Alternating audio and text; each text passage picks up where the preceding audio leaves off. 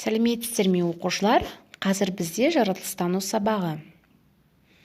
Бүгінгі тақырыбымыз қандай денелер жарық өткізеді? Яғни бүгінгі сабақта қандай денелер жарық өткізетінін білетін боласыздар. Ол үшін мына тәжірибеге назар аударайық.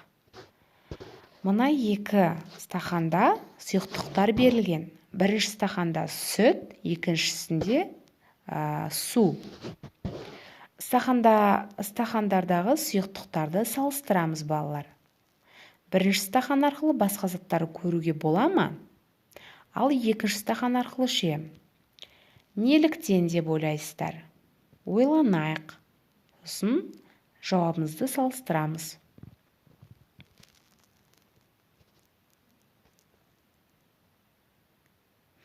Жақсы, балалар. Енді жауаптарыңызды салыстырыңыздар. Бірінші стақанда сүт ол мөлдір, тынық емес. Сондықтан басқа заттарды көре алмаймыз.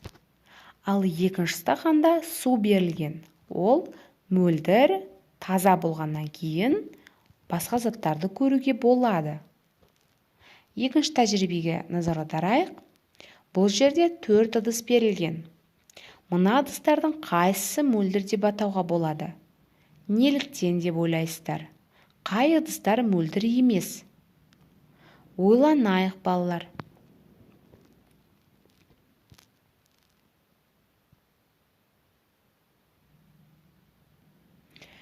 Жақсы, жауабымызды салыстырамыз. Біріншісі шыны ыдыс. Оның ішінде су бар. Су мөлдір болғандықтан жарықты жақсы өткізеді.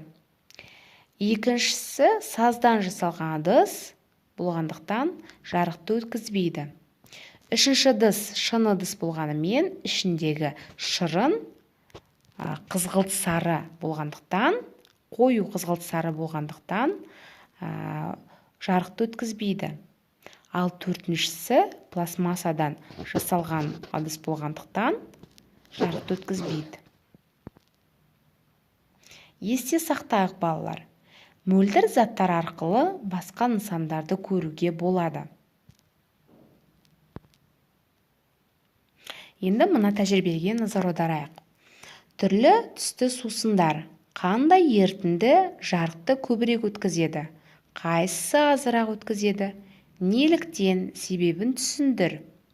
Яғни мына жерде түрлі түсті сусындар берілген 3 стақанда. Біріншісінде су, екіншісінде ашық түсті шырын, үшіншісінде қою түсті шырын берілген. Сұраққа ойланайық.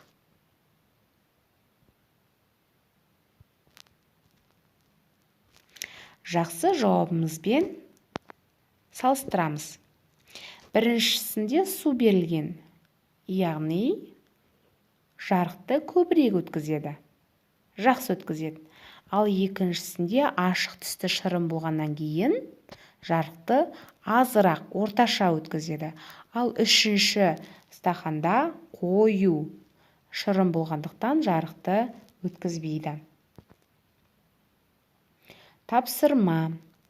Дәптерімізді ашамыз, бүгінгі күнді жазамыз. Осы тапсырмаға жауап жазамыз жазбаша түрде. Үйіңдегі мөлдір заттарды тауып, дәптеріне жаз. Оларды қалай анықтадың? Соны да жазамыз. Енді сіздермен қызықты ақпаратпен бөлісейін. Теңіздерде жартылай мөлдір денелі жануарлар мекендейді.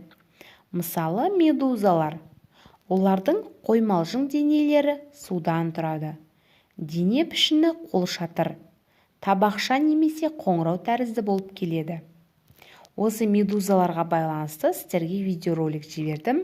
Міндетті түрде көріңіздер. Өте қызықты ақпарат. Жақсы ма, балалар?